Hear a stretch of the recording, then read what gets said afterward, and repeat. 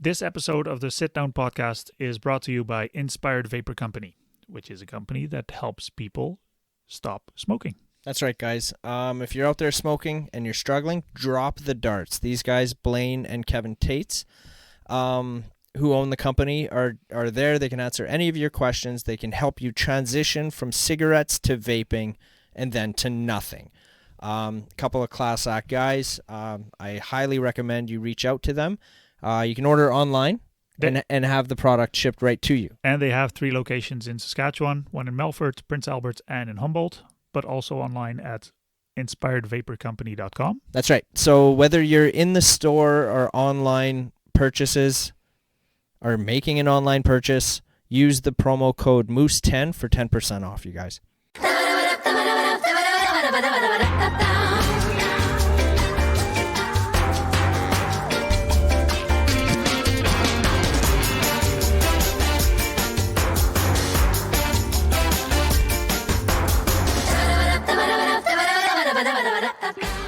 Hey guys, welcome to episode 90 of the Sit Down Podcast. This is going to be another special episode, actually, for the second time, our second guest in-house.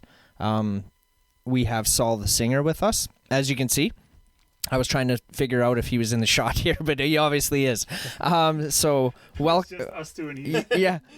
Welcome, Saul the Singer, in-house. So, I actually met Saul for the very first time. Was that a month ago? When did you play the Coors Event Center? I'm really bad with dates, and I wish I knew. So right? I know. I know it was before. It was before October. Before Chesterfest. Yep.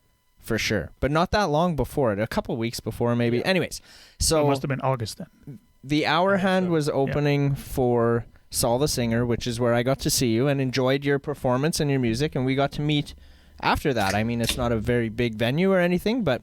So we were kind of shooting the shit a little bit there. I introduced myself and invited you on, and you accepted.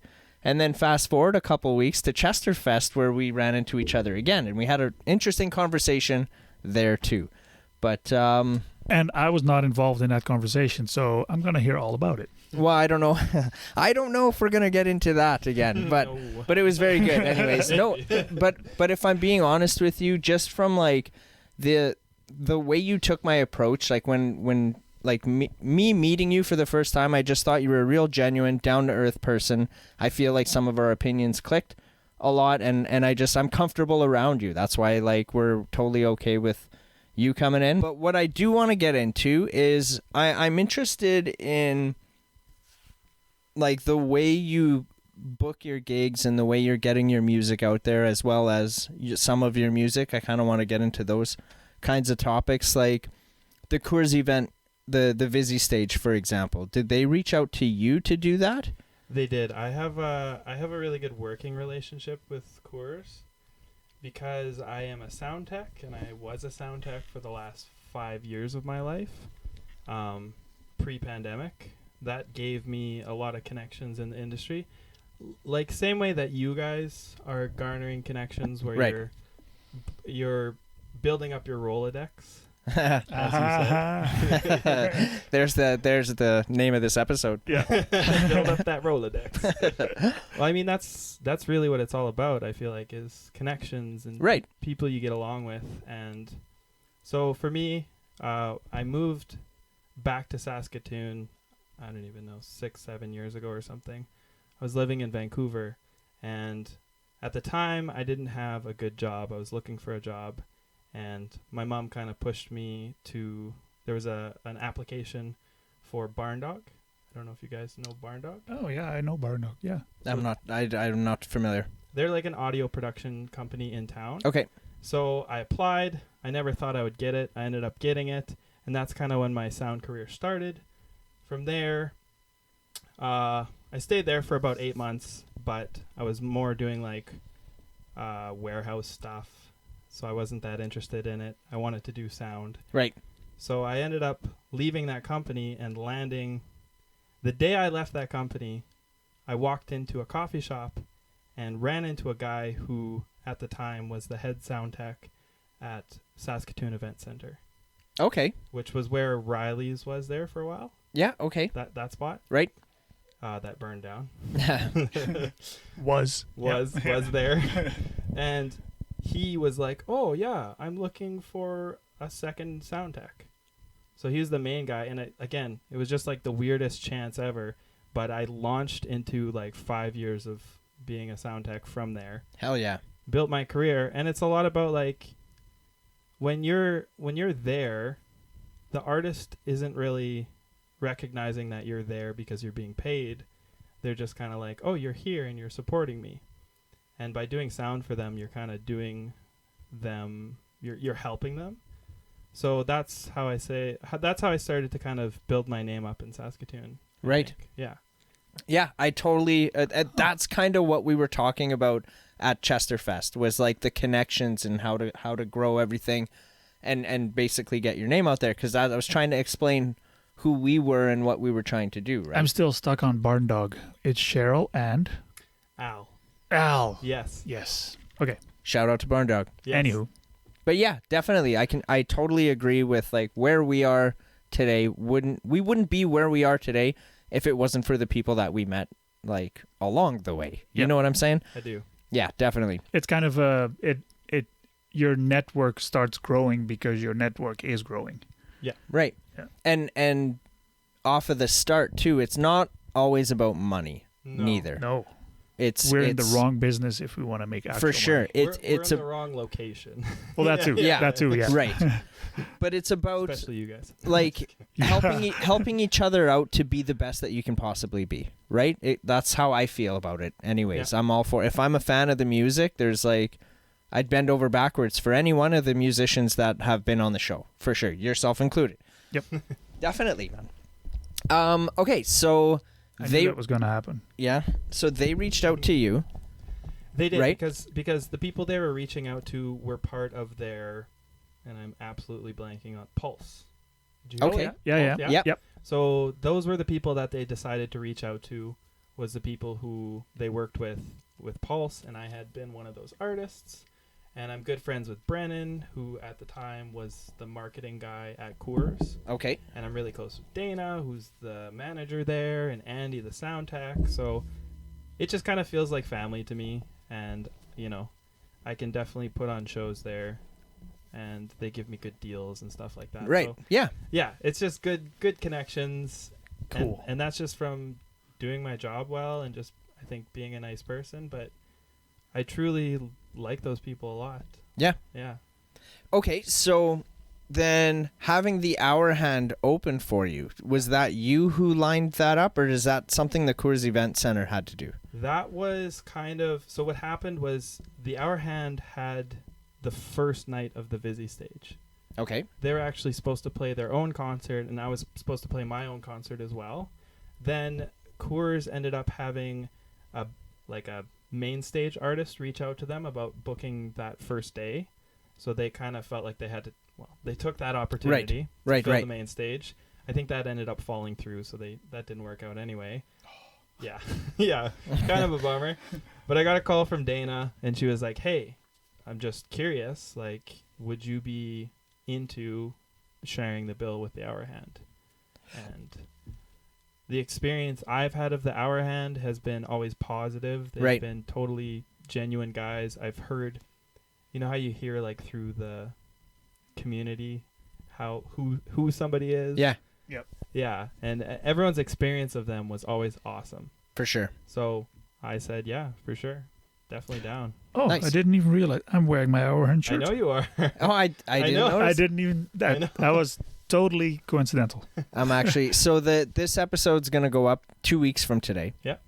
And actually, so this weekend, like in real time, this weekend they're playing the Saskatoon, the Halloween Howl for 104. Yes. And Weapons are playing there as well, and I'm going to go. I got tickets. Nice. Yeah, hell yeah, man. Where is it's going to that? be good. I don't know. Okay. Janelle looked it up today. And I forget the name. I forget the name It's of in the Regina. venue. Oh, it's in Regina. Yeah. Oh, the exchange. Can you look it up? It's the exchange. On your phone?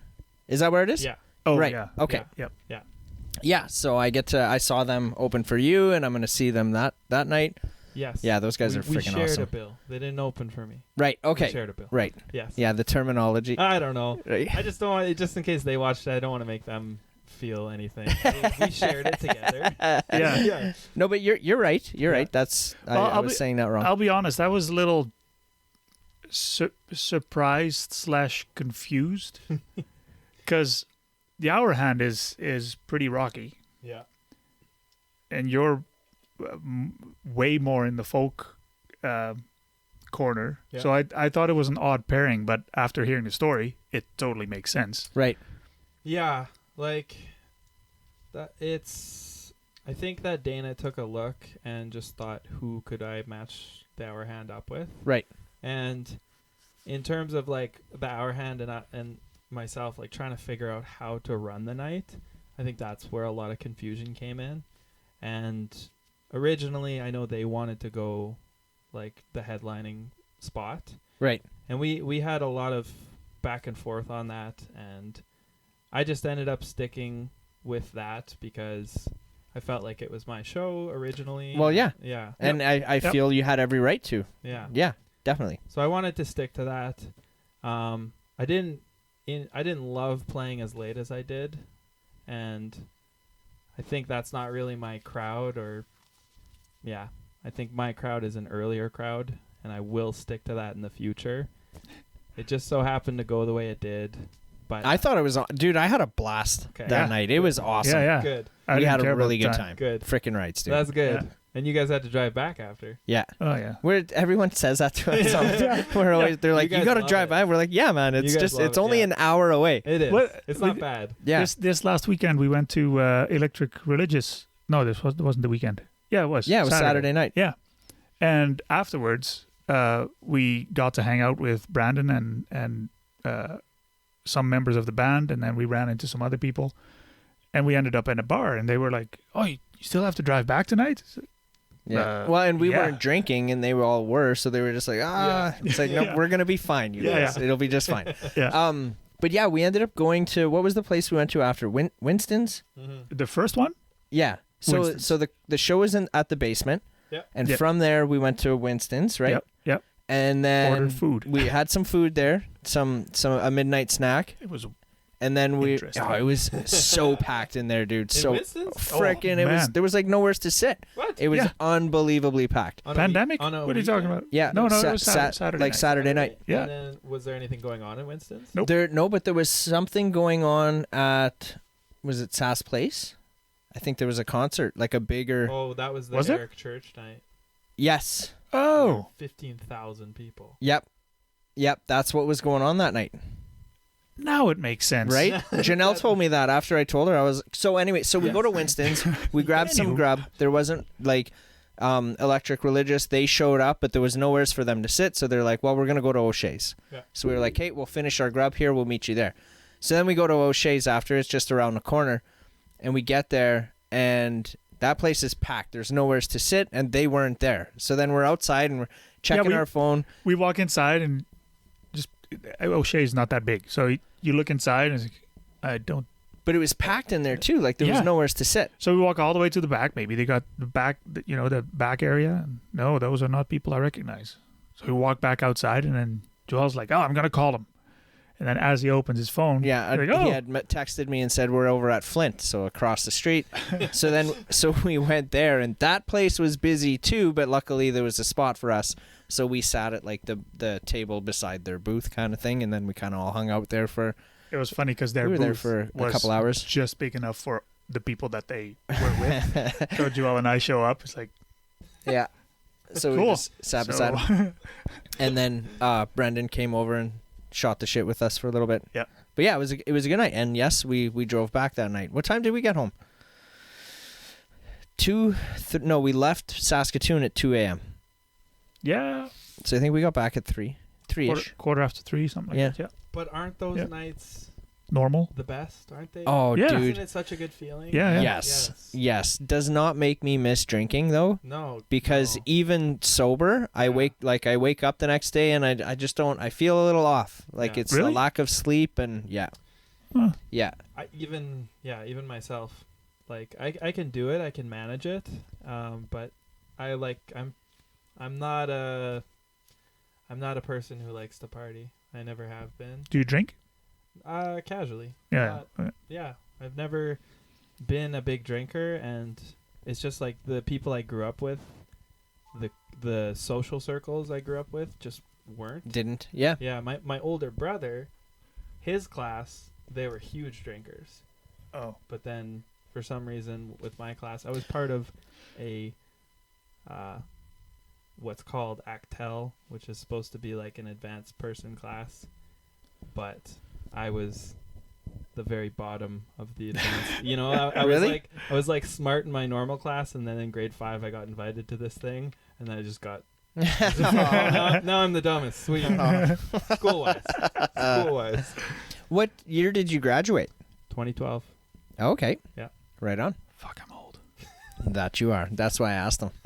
Just to rub Just that to in. dig it in. Yeah. No, the people I grew up with, we drank.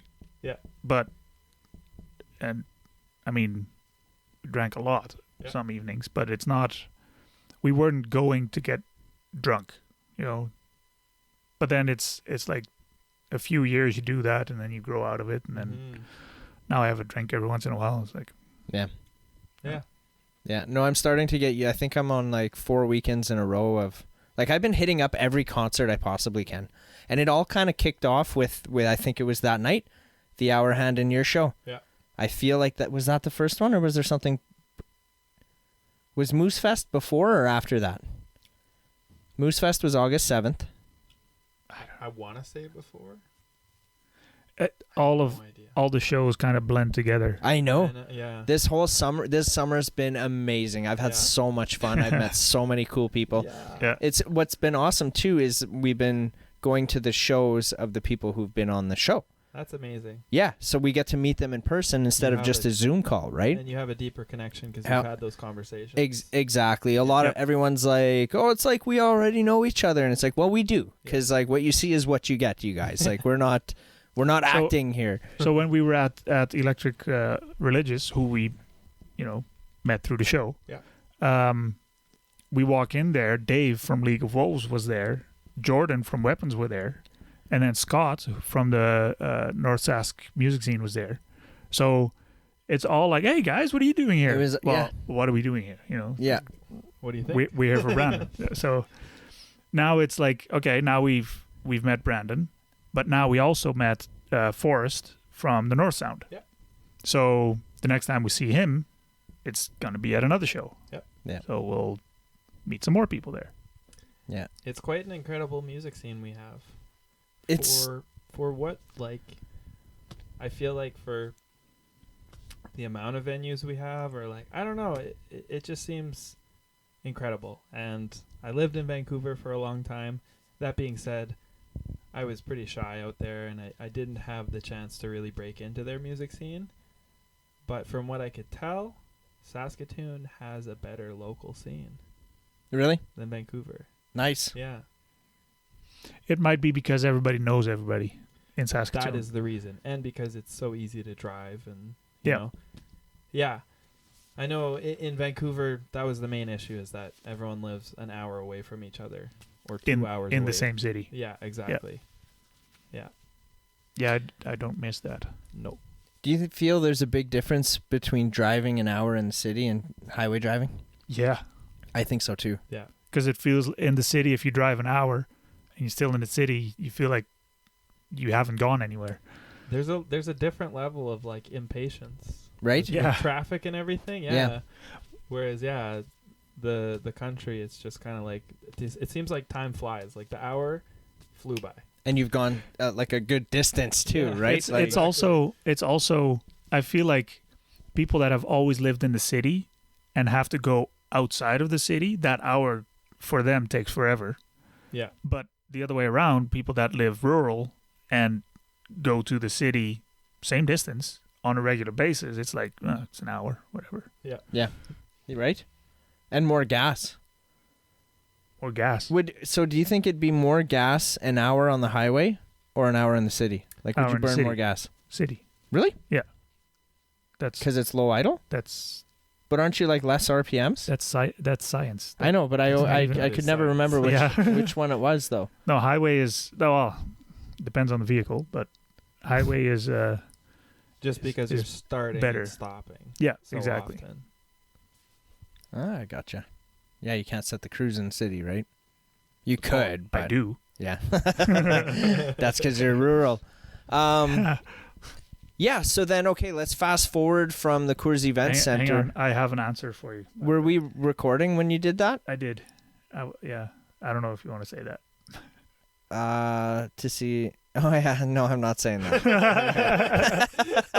I'll tell you. You show him, and we'll we'll talk about that later.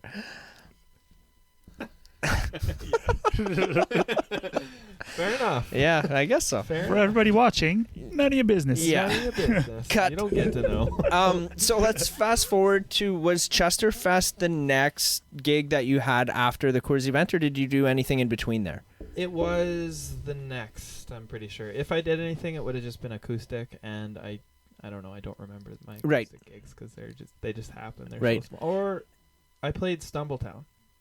Okay, what's Stumbletown? Stumbletown is a little like brewery. Oh, yeah. Town. I hate that word. Brewery. Brewery. Brewery. It's like a little. I would call it like. It seems like you get to it through like a little back alley, so it's kind of cool. Freaking right. So it sounds awesome already. It's pretty cool. And then the stage was just like pallets, stacked up, and it's a pretty small space, but because it's in that back alley, I feel like people just let loose in a different way. Like they feel safer. They feel like they can get away with more shit, you know? Yeah. People are smoking joints off to the side. And yeah. Hell yeah, man. So it was a lot of fun. And I love those kind of gigs because you just play I'll play for like 2-3 hours straight and I'll just mess around. And that one particularly, everyone was so drunk that they stopped paying attention, and I can kind of see it, you know, I can tell. So I'll start making up songs, and yeah. And nobody notices? No, they don't. I'll start making fun of them or like say some stupid stuff. Really? Yeah. In the middle of the song? Oh yeah. Oh, that's definitely. deadly. Definitely. I do that all the time at those kind of gigs. That's freaking hilarious. It's like a good time to experiment because people are just so into their own conversations and I'm just there to enhance it. So as long as I don't like stop in the middle of an improvisation, they'll assume it's a real song. And it's a good place to either write songs or just push myself in different ways. That is awesome. So have you ever been doing that and in doing so, like, regained their attention? Yes. Yeah? Yes. And how is that? Is that good or bad? Yeah, is that... Yeah. It's good. Okay. You know, yeah, it's almost like if they notice, then I'm like, you're a certain type of person. You know? They have to be a certain type of person. But it's like usually if they notice, it's like I'm pointing something out about somebody in the room. Right. Like something that happens in the room, I'm pointing out. Mm-hmm.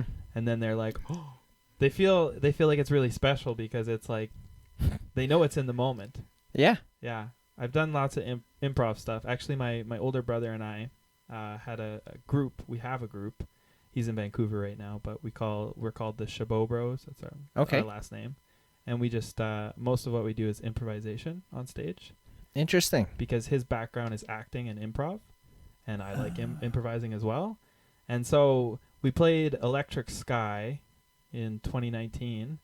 And we're just messing around and making up songs. But something about when you make up a song, like people remember it. They'll remember it to the ends of the earth. There was guys playing spike ball in front of us. So we made a song up about spike ball. And it's like they're just amazed. They're just like so amazed by this. And then like 6 months or a year later, I'll like run into this guy and he's like, oh, spike ball. Hell yeah. And I'm like, I don't even remember that. Yeah, That's awesome. So because I never played spike ball. What are you talking about? So because you do that, or when you're doing that, are you recording yourself, like recording your shows? Yeah. So you have all those recordings of when you've improvised? Yeah. Frickin' rights, dude. Yeah. And they're all on YouTube. No. They're my personal collection. Right? No, that's awesome though. Yeah. I'm very intrigued about that. Yeah. That's the first time I heard of somebody doing that. Yeah. Well, I mean, writing a song is one thing, but writing a song on the spot about something that's happening in front of you, that's a different level, I think.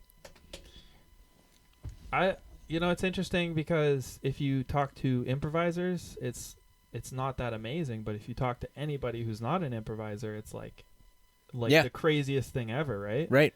I guess It's like it's freestyle rapping. Yeah. That's exactly it. And Yeah, it's even, yeah. like singing and freestyling is even easier. Rapping is like you got to be fast. You got to think of things fast. But if you're singing and freestyling, you have all this time. You could just like stretch things out, and find new things, and and half the time like it doesn't have to rhyme. It's just like you just have to kind of point. You have to be observant. That's it. That's deadly. Yeah. So what if you're on a stage with the lights in your face and you can't see anything?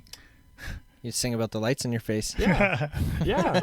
It's like how at my concert, like, it's something I do whether I'm doing it in song or I'm doing it in talking, in banter, in between. Because it's like, for me, it's almost like, so I'm very connected to, it sounds very hippy-dippy, but I'm very connected to the energy, and I think as a musician, that's what you are, because you're, when you're playing in a band, you're like psychically listening to each other in some way. There's some subconscious thing going on, because when you sometimes musicians will make a move and the whole band just follows, and I've been in that over and over and over, where it's like, that means either you're reading my body language so fast that we can't even truly comprehend that, or somehow like our hearts are connected, whatever it is. Yeah. Something is happening there. So in that same token, like when I'm playing that concert, I can feel when I get 2, 3, 4, 5 songs in, I'm like, oh, there needs to be an energy shift. And I can either do that through like improvising a song, but the band I was playing with, we had only rehearsed once, so I'm not going to push them into an improv. You're right. Mm-hmm. But instead, it's like, okay, well, I can talk and I can kind of observe things and try to take the focus off of me. Because that's the one thing about concerts and being Saul the Singer, is it's like all the attention's on me, and it's like sometimes that's a lot, and it's like I want it to be on you guys. So that's my opportunity. Either the freestyle is to put it on them, or through conversation, it's like, okay, let me just take a moment and observe you guys and have you guys pull your focus off of me and onto each other, or onto the room, or onto something else. Pull your thoughts away from just me. Yeah, I noticed that you did a lot of interacting with the crowd. With the crowd, yep. Yeah. Definitely. I can't not do that, because I don't know. Do you ever have a crowd where you're like, okay, sing, and then they're all like... I've never had it happen. Okay, good. Never. Because that to me, that would be the most awkward thing. Like, oh, I'm dying on stage right now. Yeah. I don't think that ever would happen, right? Like, if they're paying money to go see you, they're gonna sing. Yeah, that's true. I find that, like, if you're willing to be vulnerable, they're willing to also be vulnerable. And yeah, there's always going to be a few of them that don't want to sing or whatever. Right. Yeah. I'll be one of those. No, That's not make you sing. Too bad. That's not because I don't like the music. That's fair. If I know the words, dude, I'm fucking yelling that shit out. Hell yeah, bro. It's just about incorporating. That's all it is. Like, I don't want to be a Netflix show. Yeah. Right? We live in a day and age where... Unless Netflix reaches out to Sure. Okay. Fair. But then there will be a whole team of people producing it. Right? Yeah. But like, I don't... That's what it has become in this day and age, is we're so used to Netflix, where even on social media, for the most part, people don't engage. They're used to that Netflix culture where it's like, I can just observe you. From afar. Yeah. And never say anything. I've learned that this summer too. Like going to the venues and the concerts of the people we've had on the show. Like, I'll go as close to the frickin' stage as I can so that you see that I'm there supporting you. Yep. And if I can't get close, I'm gonna make sure you see me no matter what. Yep. You know what I mean? And if I know the words, even if I know like 2 words here and 3 words over there, those are the words I'm yelling, bro. Like, if I know it, I'm screaming it. And it's so much fun, dude. I love it. That's huge. That's huge for everybody, because like visible support is important. even though, you know, it shouldn't be about the numbers or it shouldn't be about that Right. necessarily, but that really helps. We're all, you know, you got a bunch of insecure artists. Yeah. Who aren't sure. Yeah. And it takes that feedback loop. That's Hell yeah, man. it's important. So I am curious too. You said the band that you had, you only rehearsed once with. Now, when you play like a bigger venue like that, is it always different musicians you have playing with you, or do you always get the same people? So there's a core group of guys who I recorded with, who I wanted to hire, but they were not available. So these were kind of like, some of them were backup guys. Okay. So that's why it ended up being that way. But I've had so many variations. I always wanted to have a band, and in high school I did. I had the band, and my dream was, do you guys know Scenic Route to Alaska? I do not. It rings a bell. They're based out of Edmonton, and really awesome band. If they ever come through town, you guys should go see them. They just had their shows, their tour got canceled, or they rescheduled it. But yeah, if they ever come through, go see them. Amazing. They're 3 best friends from high school, and they've just kept going. And they've done well. Did you hear that? Oh, yeah. That's my stomach. My stomach. Yeah. They're Scenic Route to Alaska. Scenic Route to Alaska. They're like they're like what I wanted. You know, I wanted my best friends and whatever. Didn't go that way. I want to do music no matter what, and not everybody does. Right. Mm-hmm. Not everybody wants to go the distance. Yep. And so I've been through so many different iterations, but now at this point in my career, it's just like, I'm going to hire the guys who are masters at their craft. Right. Yep. I'm going to pay them the money, and I'm going to put on the best show, the best recording possible. Hell yeah, man. Plain and simple.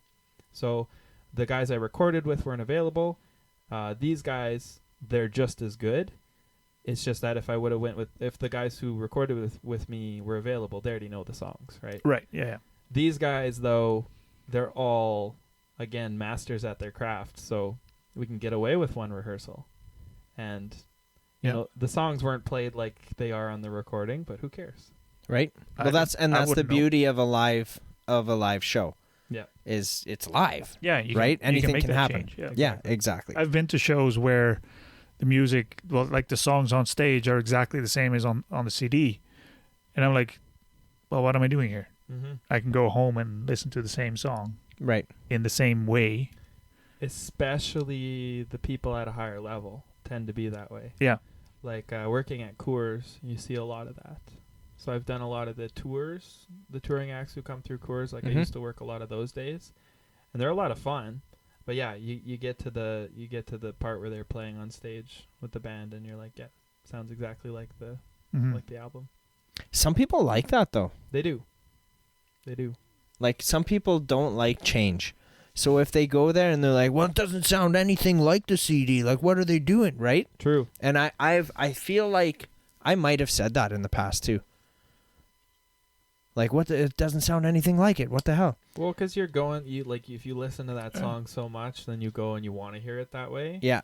And I think that's fine with some bands, but, you know. Yeah. If you like me, you're never going to hear the thing on the album you'll never hear again. Yeah. Ever. That's awesome. Like if let's say Foo Fighters, I know all the songs, I wouldn't say inside out, but I know the songs. Right. If I go to a Foo Fighters concert, I don't need to hear the songs the way I hear them on the record. Right. I'm there for the show. Mm-hmm. That's just it too. That's exactly how I feel too. I'm here for the show. Yeah. Like you guys are entertainers. Yeah. Now entertain me. Right? Like that's how it is, right? Mess up the lyrics. I don't care. Yeah. Yeah. I want to see what's going on and see if I have a good time. That's actually what I liked about Brandon, because he started a song and then he'd stop and be like, oh, or like when he started playing acoustically, or he had the guitar plugged in.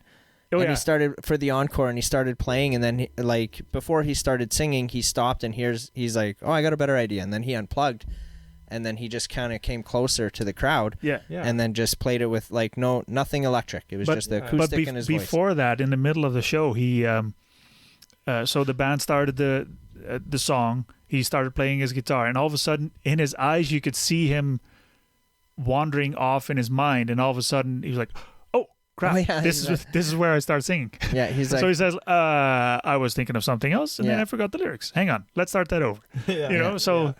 little things like that. I like that. it makes 'cause it real. Hey? Yeah. Exactly. You know that's a person now. Yeah. Yeah. Yeah. exactly. Like we've had too much levels of perfection in the media and the art that we've been given. That Agreed. I think we're now like craving authentic and Yeah. raw stuff. For sure. Yeah. Agreed. I know that I am. That's I why we're am doing too. so great here on the show. Yeah. Raw and authentic. That's improv. that's why people love us and people hate us.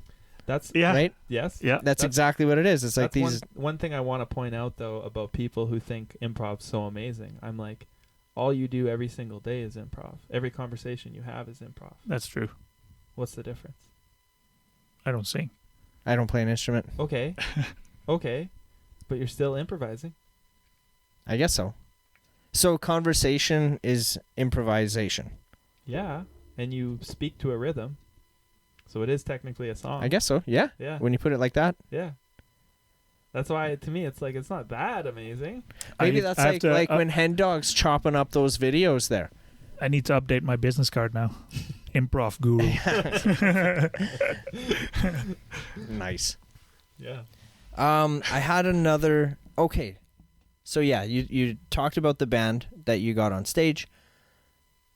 Now, Do you want to single one out? no, not Okay. yet. So the drummer that you Okay. had, Mm-hmm. what's is his name? Graham, Mm-hmm. I believe. Yeah. So he's gonna be on the show in December. I think I've got him booked for. Nice. We're both fans of YMH, and so I've been chatting with him on Instagram a little bit, and Nice. we started talking. It loosely got into something about music, and I was like, dude, you should just come on the show. And he's like, I'd be honored to. So then we booked it. But So weird how they met too. That was at your show.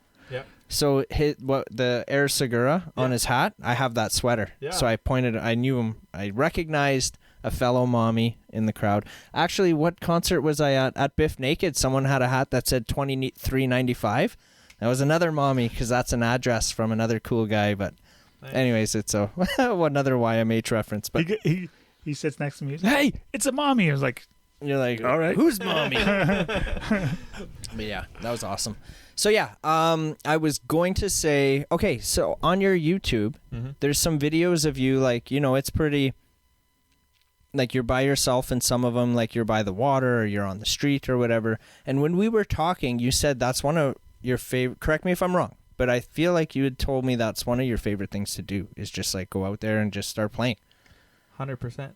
Yeah. The one video of me on the street is from Calgary Stampede a couple of years ago. Again, time. I have no construct of time. But, yes, maybe 2019, maybe 2018. I don't know. Right. One of those years.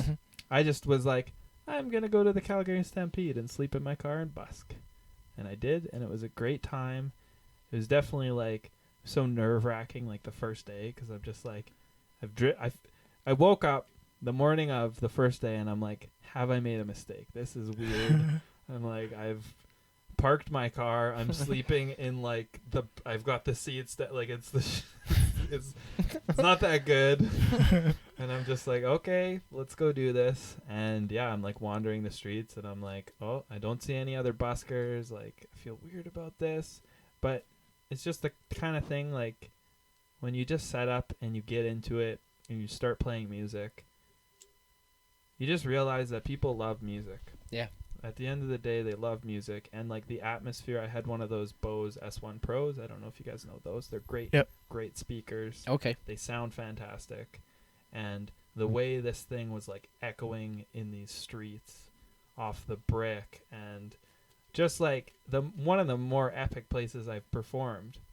And, yeah, people dropping lots of money, and met a ton of people, and had a great, like, 2-3 days just busking in those streets. So I always wondered about busking.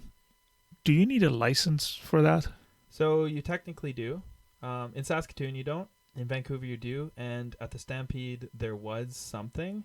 But what I've come to learn is if you look like me and you sound like me, you won't be questioned. And I know that's a privilege. I 100% know that's a privilege. But yeah, I can pretty much set up, like, they will just assume I have a busking license. They're not going to ask me. Really? Yeah. It's like... It's like the fake it till you make it. Yeah. If you have a level of...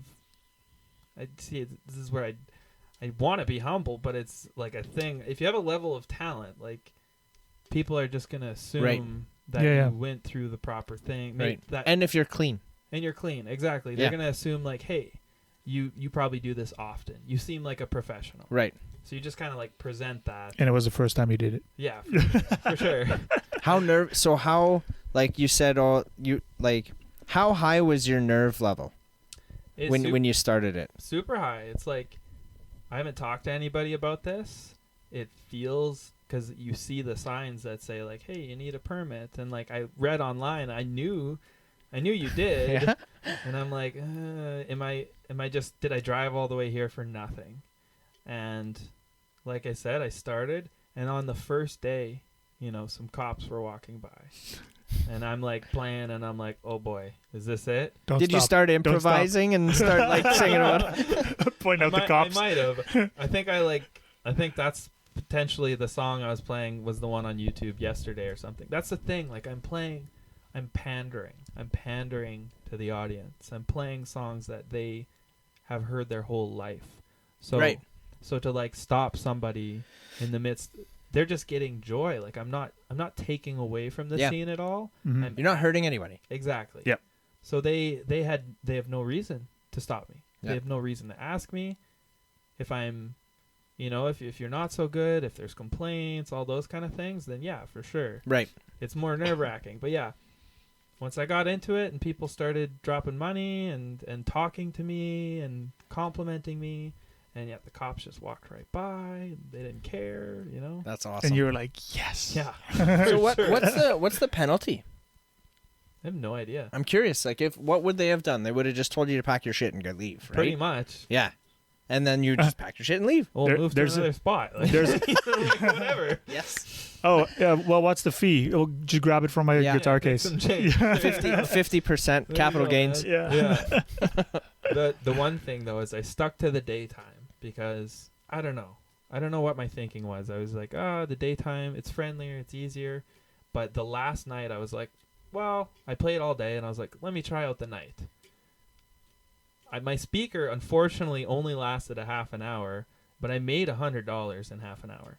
Drunk people at the Calgary Stampede are so used to paying like $10 per drink that I played I play like No Diggity, right? So I play like No Diggity, and these drunk people at the Stampede are literally it was the craziest thing I'd ever experienced. Yeah. Freaking right. So if I go back, I'll probably pick the night. Yeah. We'll see you doing that at Moose Fest next year. Yeah. Just got to find the drunk people and play to them. They just That's throw awesome. money at you. I like there it. will be lots. I like it. Good. Hell yeah. Yeah. So I see you've got a friend there beside you. I do. Would you be game to playing a song for the fans and us? Before you do, tell us a little bit about that guitar. Sure. You want to know about the guitar? I do. Well, it was the first guitar that I ever purchased. My parents were both musicians. So before this, I had 2 electrics that they had given me from their times as musicians. Okay. And I was at a point in my career, I was living in Vancouver, and I was playing enough that I felt like I needed an acoustic and I needed my own guitar. And, electrics are good, but when you're playing alone, it's nice to have an acoustic and it fills the whole sound. So yeah, I went to Long and McQuaid, purchased my first ever acoustic, and it has come with me a long way. It's been busking in Calgary with me. Yeah, because it's not shiny or anything. No, it's not shiny. It's small. Actually, the story behind this is when I was in Vancouver, I was intensely obsessed with Ed Sheeran in his earlier days, because his story is that when he first began, he was living in London, and he played I think it was like 400 or 500 shows in a year.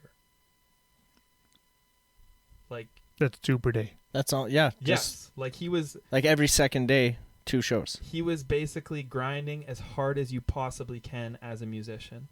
And I had, like, I heard his story and I was just obsessed with it. And I thought, like, this was after a breakup and I was all motivated. And I was like, I'm going to friggin' move to London and have this same journey. Because there's all these places you can play, obviously. Right. And that's all you need. To me as a musician, like, Is somewhere to play. somewhere to play. If Somebody to listen, right? I don't even care if people are listening. I just want to play. Well, because the Beatles as well, same thing. They had an opportunity to go to Germany early in their careers and play an ungodly amount of hours. So at the end of the day, as a musician, if you can get the opportunity to play a shit ton, Mm-hmm. to the point where you're just on that next level, right? Yeah. And I just didn't think I could find that here, basically. And so that was my dream. I was trying to make that happen. So I purchased this guitar thinking I was going to take this small guitar with me and travel all over London. But London is expensive. I And gave you up. just bought the guitar, so you couldn't Yes, afford exactly. a ticket. It's like a $300 or $500 guitar, you know? Not that bad. But yeah, I love that guitar. It has since been kind of retired. The pickup in it, or there was when I moved back from Vancouver, it got a big crack in it. That's not really repairable. So now I need to purchase a new acoustic And then go to London. and then go to London. And Yeah. go to London. That's the next step. Ontario then, maybe. Probably. Likely. Yeah. Nice.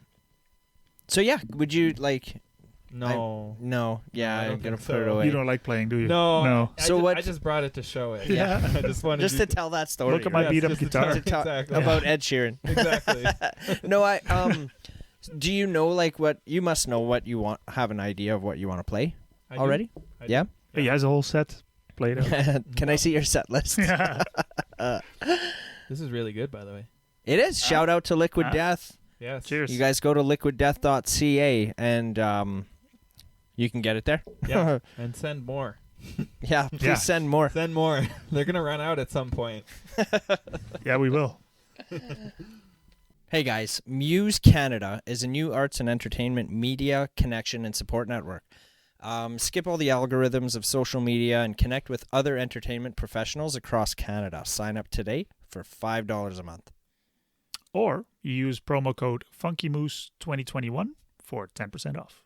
So yeah, I want to play this song. I'm trying to play it more. Basically, it's really fun with a band, and you guys heard it at the concert. And I'd never played it with a band before that. I had recorded it. I created it as a demo, and then I decided to start recording with a new studio, Rainy Days Studio, or Rainy Days Recordings with Matt Stinn. And this was kind of the test run, this song. And he absolutely crushed the production. Again, hired awesome people, brought them in. But it was kind of like a song that only happened in the studio, which isn't normal for me. Normally I play my songs a lot live, but it's kind of like a weird rhythm for me to play and sing. So I always kind of like avoid playing it live, or I did for a while. So I'm trying to play it a lot more live. Yeah. So this is the one, and it's my only full production song on Spotify, so that's why I need to play it more. Yeah. Yeah. Gotta get out of here. Gotta get out of here.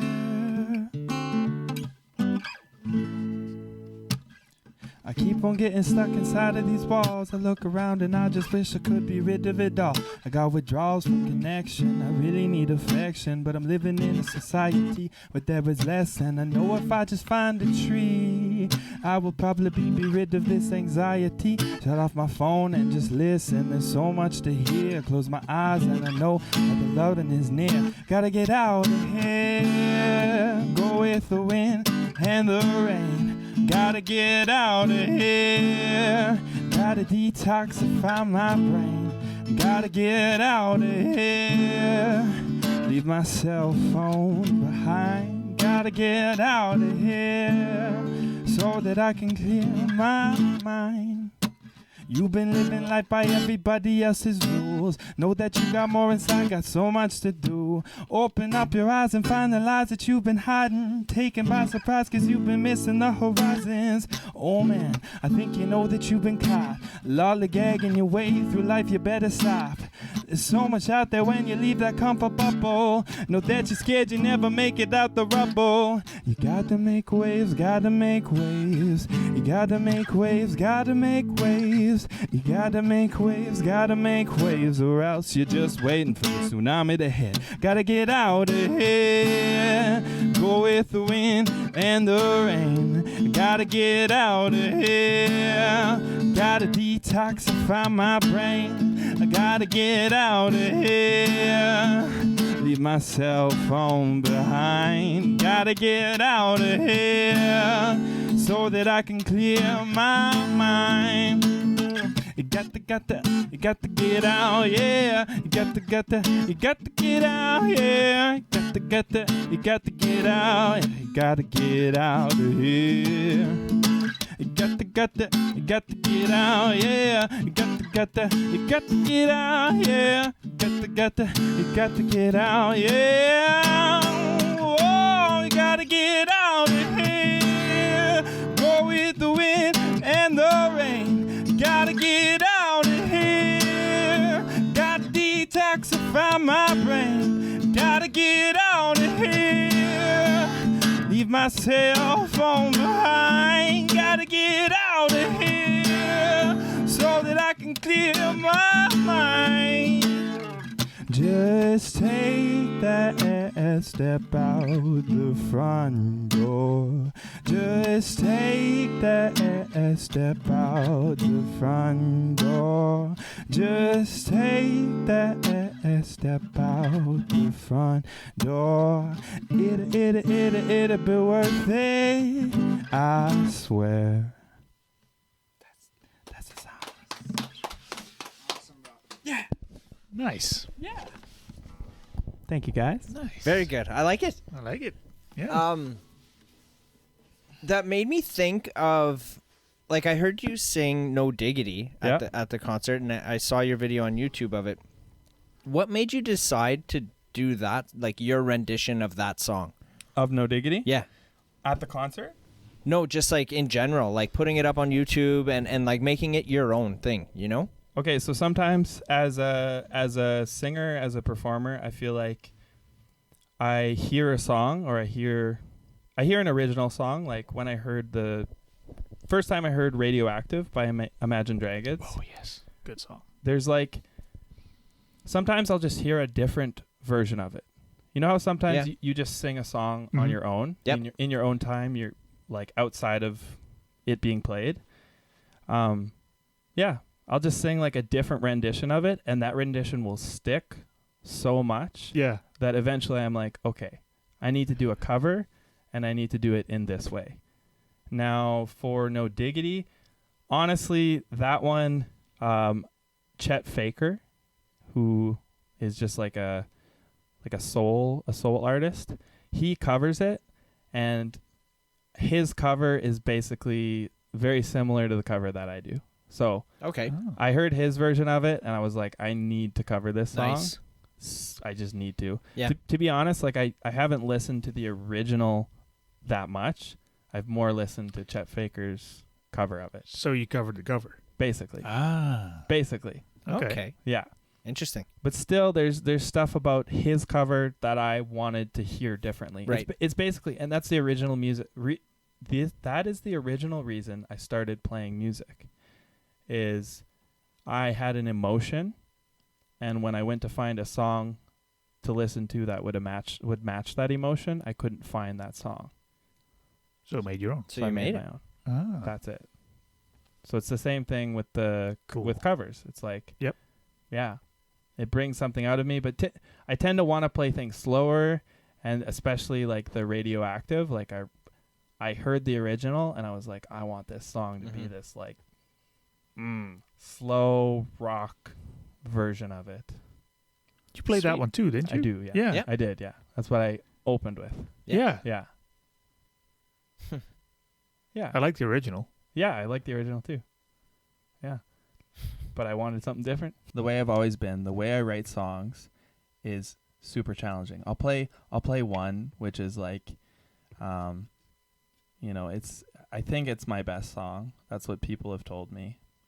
It's a love song. It's an actual love song that I wrote one time when I was deeply in love, and it just popped out. And but when I write songs, I tend to write things that are at the edge of my capacity. I always write it so that if I get lazy, I can't sing it. Mm-hmm. Like if I haven't sang, luckily for this performance, I'm in the midst of recording an EP. I just had to sing harmonies for it. So about 6 days ago, I started doing my vocal exercises again, which is about the right time. Like if I do 6 days in a row, usually then I'm like happy with my voice again. Right. So this was perfect timing because I've just kind of started doing it again, right? Dude, you nailed it, man. Thank you very much. So good. Thank you. It's kind of like sports, It is. I think. Like Absolutely. if you're there to soccer, I don't know, hockey, Yeah, whatever. yeah. If you're just there to flick the puck around or just kick the ball, Flick the fuck around. yeah, then it's like, yeah, I could be home on the couch, But if you're setting goals to make those goals, Yeah. for example, yeah, or definitely. even practices, whatever, you want to learn a new skill, I think singing or playing guitar, it's the same thing. It is, for sure. What do you do when your voice like starts to crap out? Do you have any tricks or anything out there? Keep going. We're... Like a teaspoon of honey or, any of that kind of shit? What do you mean by voice crapping out? I mean, like if you've been singing, let's say you're Calgary Stampede, for example. Maybe not the best example, but you're doing 3 days of singing on the street, right? Let's say that those 3 days was a paid gig, okay? And yeah, but you know what I mean? Like somebody booked you for those 3 days, and midday 2, your voice starts getting raspy and sore, and you're not hitting the notes like you should be. You should be. Do you what would be a tip when you're in that situation? Do you have any like little tricks that'll like take a shot of something to make you last another hour? Or Okay, you know what I mean? I'll say a few things. The first thing is that for some reason my voice doesn't crap out, and the more I sing, the better it gets, or whatever. Right. And yes, but I do know what you're saying. And this is what I'll say is when I started singing, I don't think I could sing very well, or I could, but it's like I need to do those vocal exercises to stretch it to get to the edges of Right. the things. So it's like when I first started singing Radioactive, I couldn't necessarily sing it, but it's as if I've like learned, because I started learning to sing through recording my own voice in a microphone with that going directly into my headphones. Okay. So something about that feedback loop allowed me to kind of find the edges of my voice that Yep, even that makes when sense. I'm fatigued, because when I started singing, I was always fatigued. I was unhealthy. I didn't have good breath control. So it's as if I found these like little pockets of my voice that I got really good at what I consider bullshitting. And when I played in bands, that's all I did was find ways on a microphone to make my voice sound good to somebody else. But I know that to me... that it's at its limit. It's at its limit. It's Yeah. exhausted, but it's like I can kind of bend the tone in a certain way Right. that allows it. So if someone's fatigued in that way, then you can get on a microphone. You don't have to push as hard. You can kind of do certain things with the microphone using more nasally tone or this or that kind of like allow you to fit better into the thing. Yep. That's I think a lot of older musicians do that, like the for example, Chilliwack, Okay. or Harlequin that we saw in 2019. Those guys are, for musicians, they're old. Yes. So their voice is pretty much done, and sure, they can still sing pretty well, but the higher notes that they had in their 20s, 30s, they won't be able to hit anymore. No. So now they either drop the whole song a step, or they do other sorts of, like you said, the bullshitting. The bullshitting. Yeah. It's straight up, it's bullshitting. Like, yeah, when I guess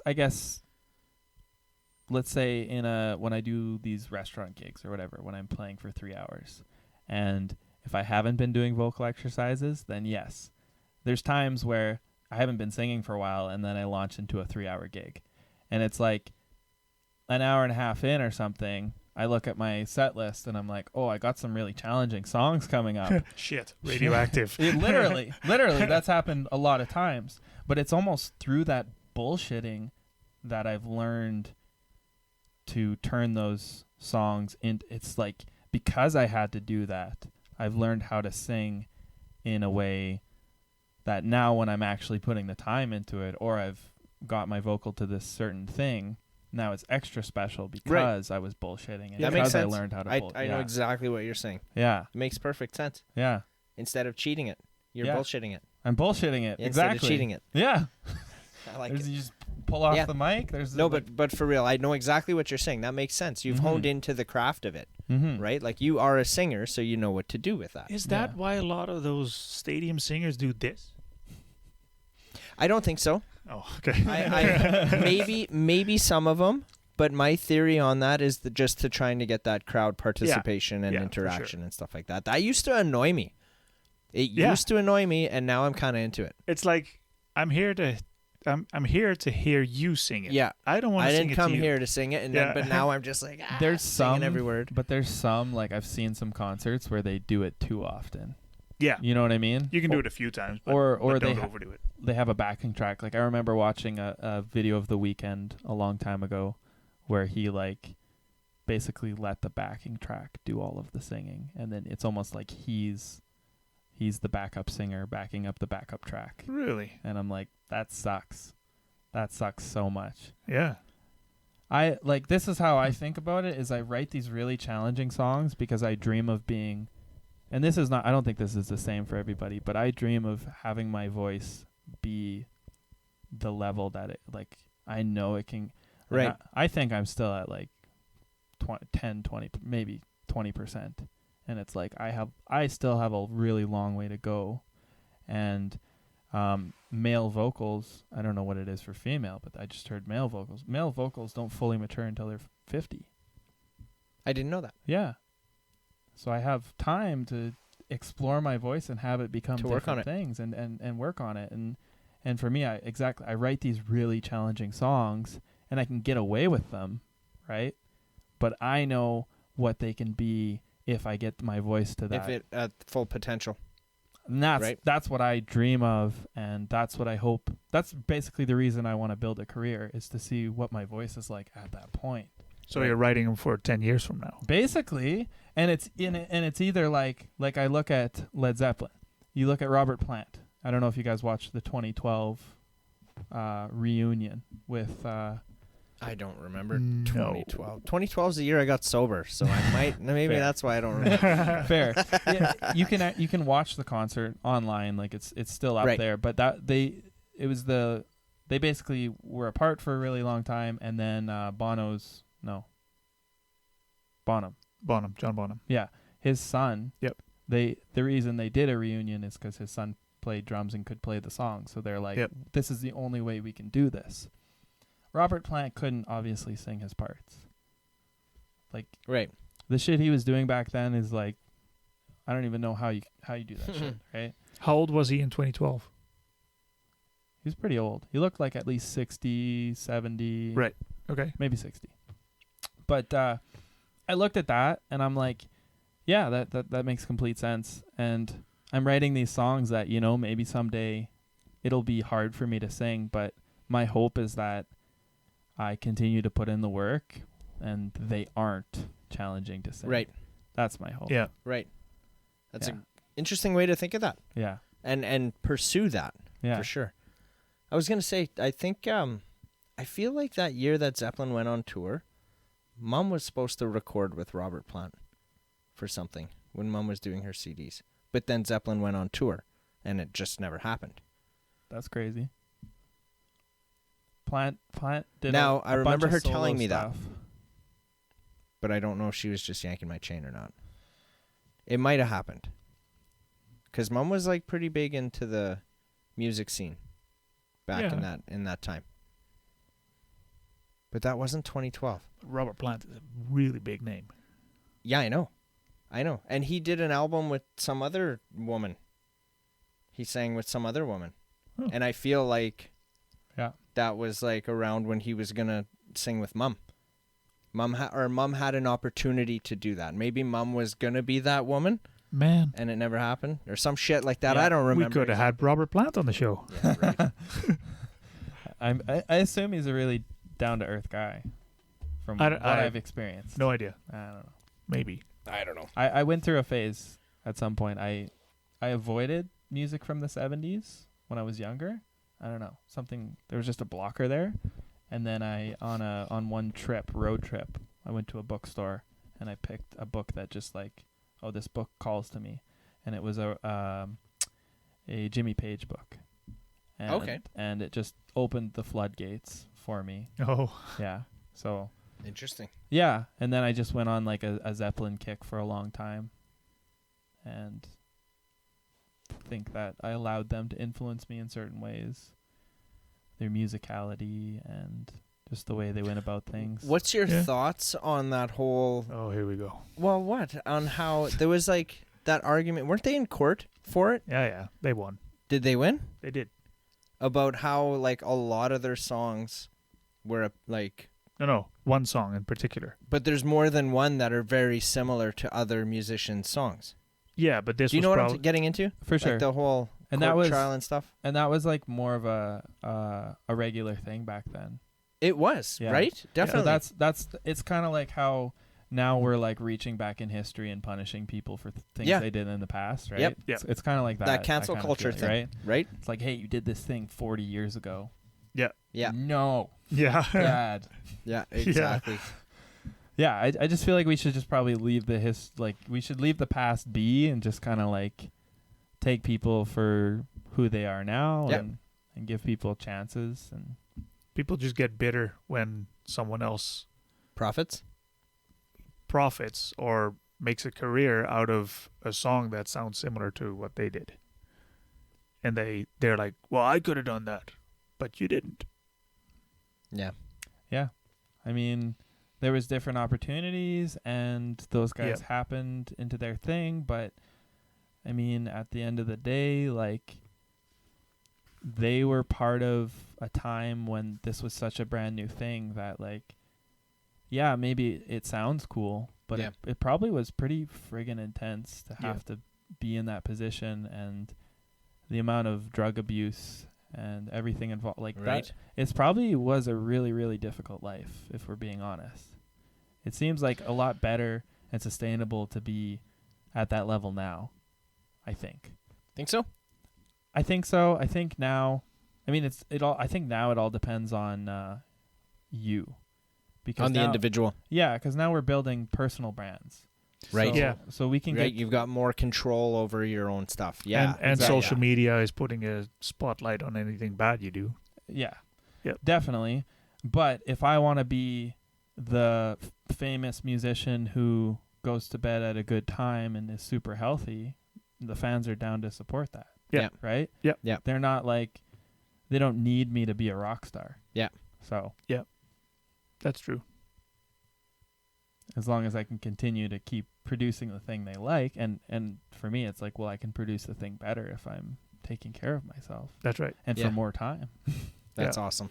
I think I like a lot that of I like that you think like that. I think a lot of those rock bands from the 70s are just they got out of high school, formed a band, and now all of a sudden all this money comes in. Let's burn it in a hotel.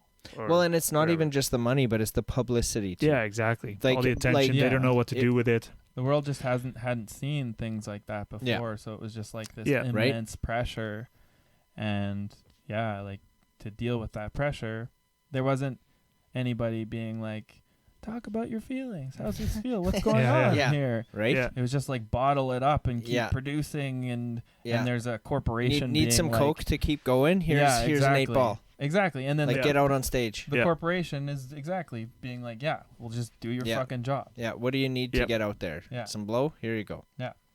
I don't care how you do it, just do it. Yeah. So I respect the musicianship of the 70s. I feel like the quality and level of musicality was on another level. Yeah. And I agree. feel like we don't reach that as often nowadays. But yeah, I don't envy We them. need more 8-balls. Probably. Maybe, I don't know. I feel like there was better music fans in a lot of ways. I can get on board with that, for sure. That's like the fans just changed because Yeah. they got lazy. Yeah. Cause Is it or is it this generation? well, let's just stick to the music fans. They got lazy because why would Because everything's digital. why would I go see Saul the Singer in the Coors Event Center if When I I can can watch him on just YouTube. YouTube him? That's the mentality that you see a lot. Right. I mean, not everybody's like that, of course. Yeah. Well, yeah, and it's what I've seen is in high school, people like we used to have concerts and we'd have 80 people come out, 80 of our friends Mhm. at a library conference room. Yep. And people would buy our music before we even played, and like they supported the hell out of us because there weren't that many bands. Yep. Then after and into the now, it's like they support and they believe, but there's so many options, and at the end of the day, they've seen me do this long enough that they're not interested unless something happens. So I don't even know again when it was, but a while back I was working at Coors doing sound, and I was working a Mother concert, and Said the Whale was opening.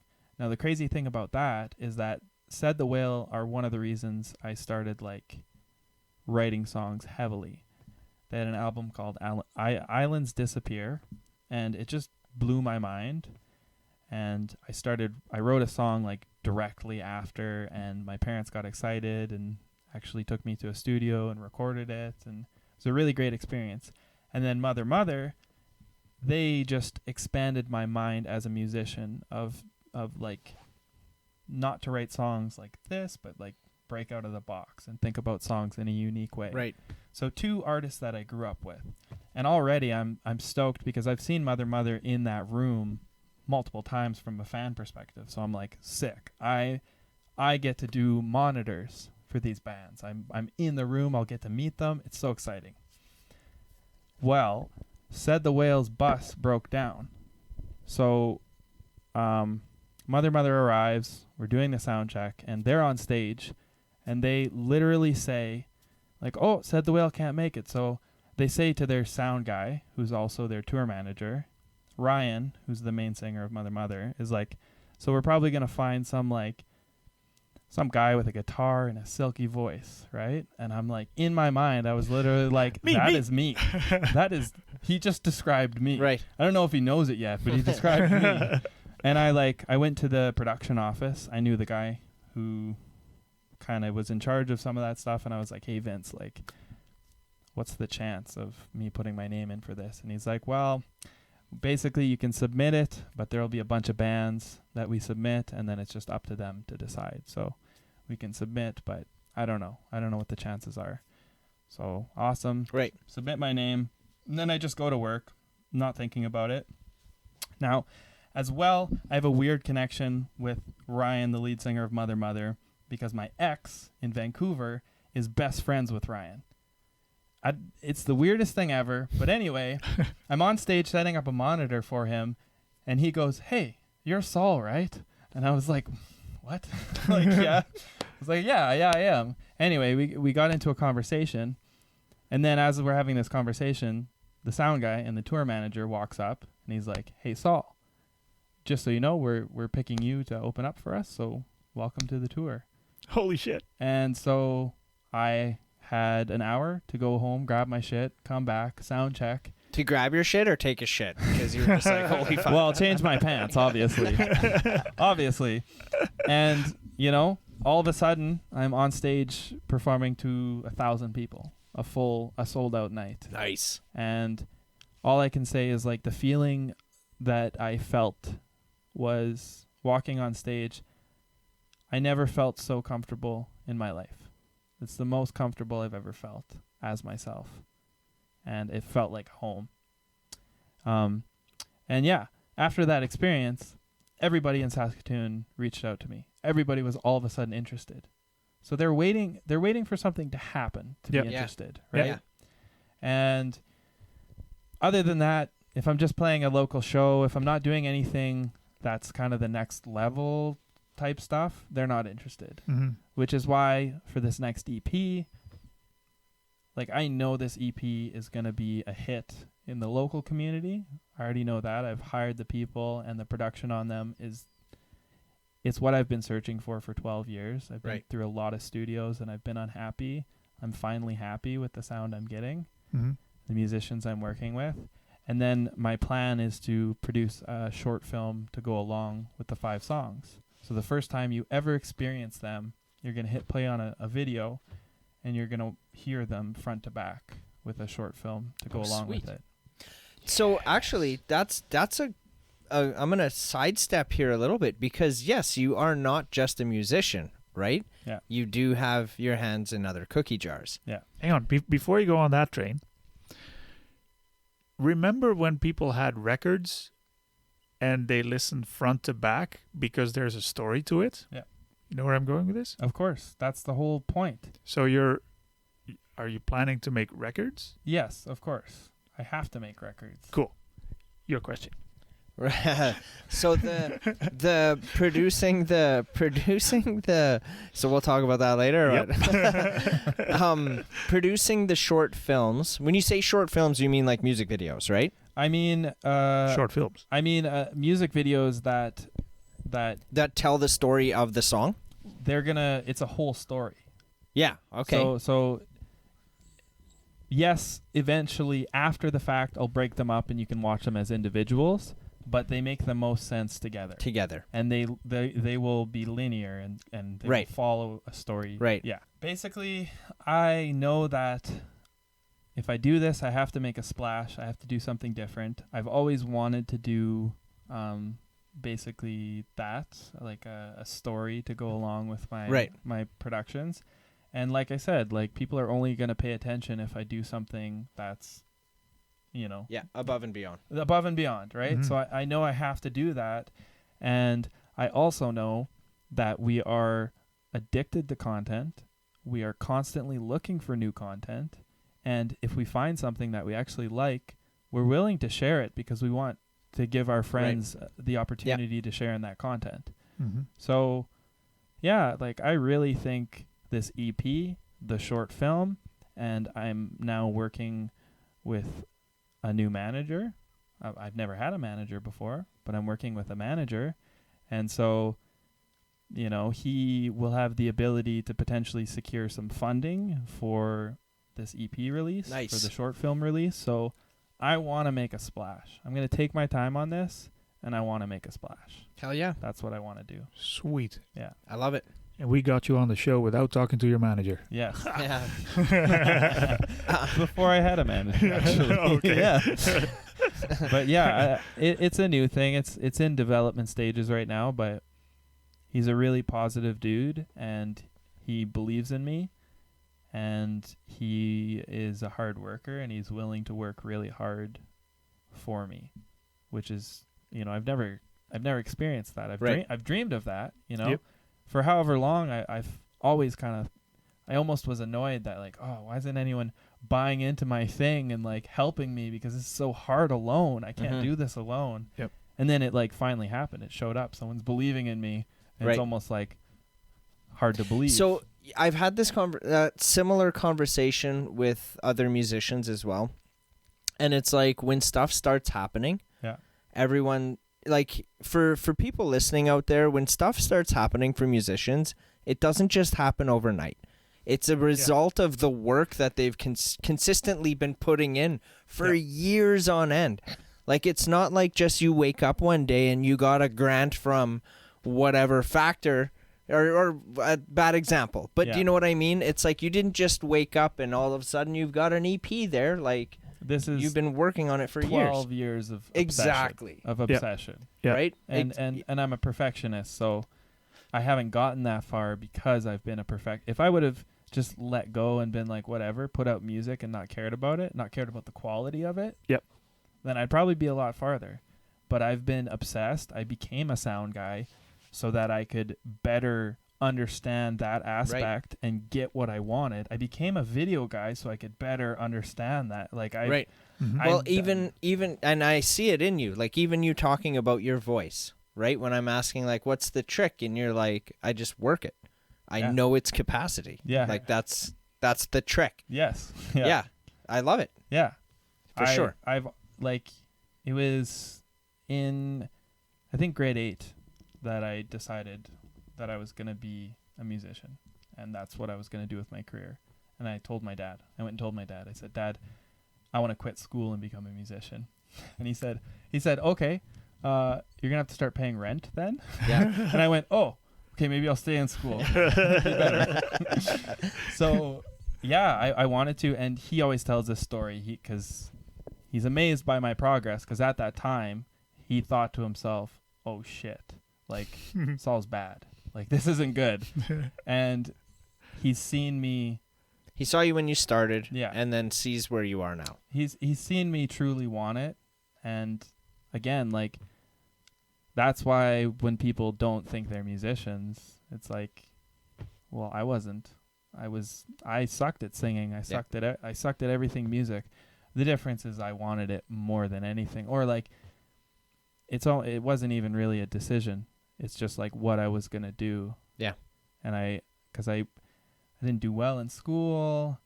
Well, that's because you were at the bottom of that top tier, right? Exactly. If you hadn't been moved into that higher tier, what was it called? Actel. Actel? Yeah. If you hadn't moved into Actel, you wouldn't be where you are today.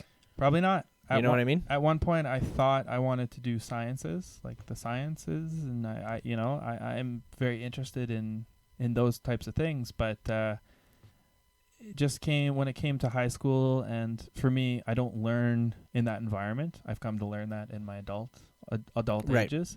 I'm intelligent in the right circumstances. Yep. Not in that one. Right. And so it just wasn't for me. And like you said, it pushed me to decide from an early age and just say, this is what I want to do. It was the one thing that brought me joy, though, because when I was young, both my parents were they were excellent musicians, and they have both since kind of stopped doing it. But it was one thing. I felt like I sucked at most things. But when I got a guitar, and my dad bought me this little microphone, USB microphone, and I started producing just for fun on GarageBand. And I wrote one song in particular.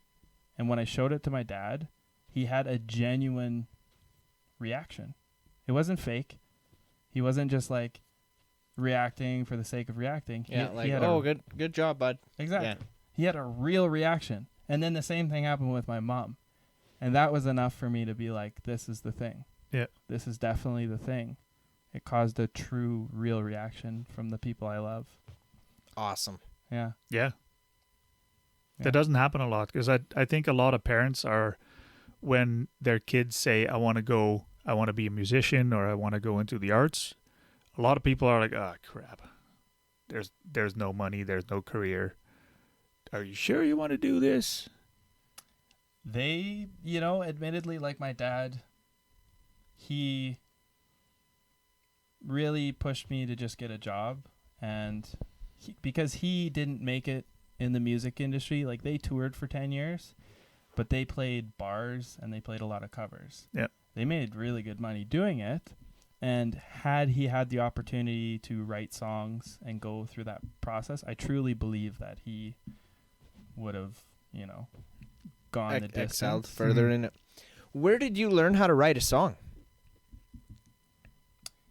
when I picked up the guitar, see, this is where maybe it's just something that was picked up from my parents and being around them, because my mom was like, she had 2 solo albums. Okay. After my dad and her divorced, and she went on to play Lilith Fair. Like, she was, it was a big festival back in the day where, to say the scale of it, like, she at the time was an opener, and the other opener was Tegan and Sarah. Okay. Oh. Yeah. So like that's the level Alright. that's the level she was at, like on that path. Mm-hmm. And they basically told her at one point, they're like, look, you've reached this point. The next step is for you to move to Toronto. If you move to Toronto, we can get you there. Better accommodate you kind of thing. Yep. Yeah. And she decided not to, because she didn't want to split me and my 2 brothers away from my dad. Yeah. So my dad stopped playing music because he needed to support us. Yeah. So it's like that feeling I have of like, here's 2 people who could have been rock stars. You know, they could have made a living off of this. So I feel somewhat responsible to continue. Right. A legacy. I do. Yeah. Yeah. That makes sense. Yeah. I get it. Yeah. 'Cause Wow. They're phenomenal musicians. Shout out to mom and dad. Absolutely. Yeah. Yeah. I hope they're watching. Oh yeah. I'm gonna look them up. Nicole Lishka. I mean, I'll send links. Yeah. I'll send links. We'll put the link in the description below. I'll send links. Yeah. And my dad's like starting to make music again, actually. Nice. Oh. Yeah. It's fun. It's a good connection. But yeah, that's my Sweet, story. man. Lishka. Liska. Lischka. Lishka. Okay. Too funny. Because there's a band called Liska. Oh. Liska? Liska? Where are they from? I don't know. I just saw the cover. Yeah. Oh. Yeah, I guess you see a lot of covers. Eh? I do. Yeah. I don't listen to all of them. Fair. Right. Well, I appreciate you for coming in. Yeah. And telling your story and you know how you started and everything like that. Is there any like a hard-hitting question? Do you have anything before we go? Not something that I can't ask after. Okay. So, like I said, I want you to know that we believe in you as well. Yes. And you have our full support in your career, in the future. Anything you need, if there's anything that we can do to help, man, just hit us up, and we'll be there to help you out. Yep. So thank you. Well, I want to thank you guys because, I felt as soon as I met you both, I felt the pure intention behind what you're doing, and you guys as people. Like, it's very clear that you're music fans and that you truly support this community and want to actually help people out. And that's maybe not necessarily the case for other organizations like we talked about. Right. That we're not going to get it. That'll be next time. We're not going to get into it, but damn it, I forgot to ask that question. But I just want to say that that's the reason that I came here. If I didn't feel those things about you guys, I would have just hopped on Zoom and it wouldn't have been a thing. But I felt it necessary based on the people that you guys are to come here and have a real conversation with you, because I knew it would be a real conversation. So, and I'm very happy that I did. I feel great about it. Dude, I appreciate the hell out of you, man. Thank you so likewise. much. Same Thank here. you for coming here. And I also support you guys. Whatever you need. Yeah. Nice. We yes. need all the support we can get, man. Yeah. Good. Me too. You got $20? All of us. Yeah. Okay. I'll get you some more. Right on. Liquid All right, you guys. Thanks for tuning in. See you guys next week. Adios. Did you want him to improv? Boobity bop bop ba doo. Sure. Boobity doo boop doo. I'll just back off the vocal. Okay. Okay.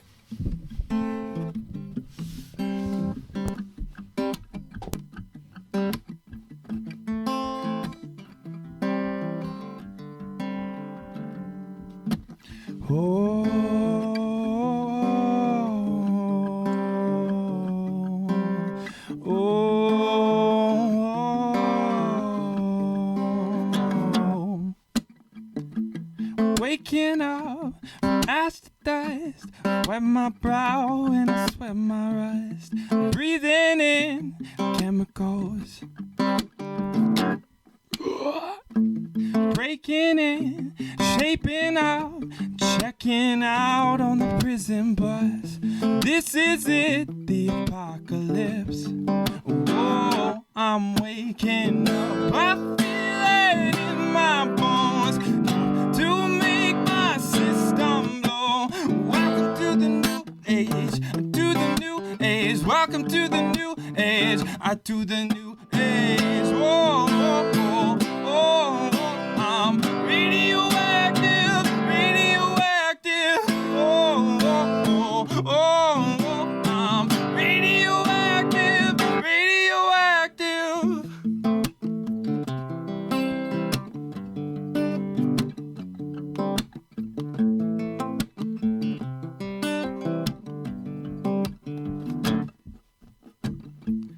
Raise my flags, don my clothes. It's a revolution, I suppose. Painted red just to fit right in. Oh, oh, oh. Breaking in, shaping up, checking out on the prison bus. This is it, the apocalypse. Oh, oh, oh, I'm waking up. I feel it in my bones, enough to make my system blow.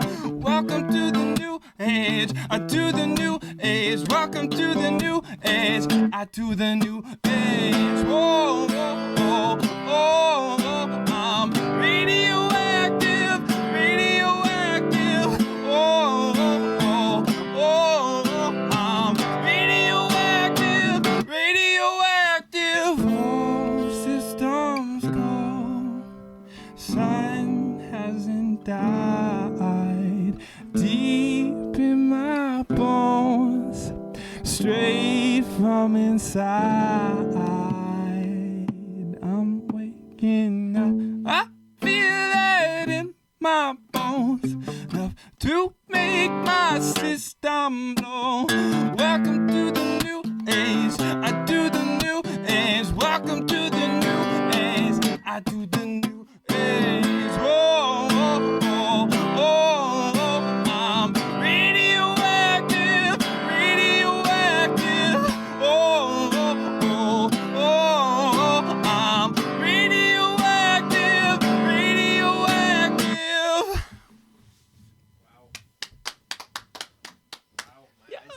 Oh. I like that song too. Thanks, guys. Thanks, guys.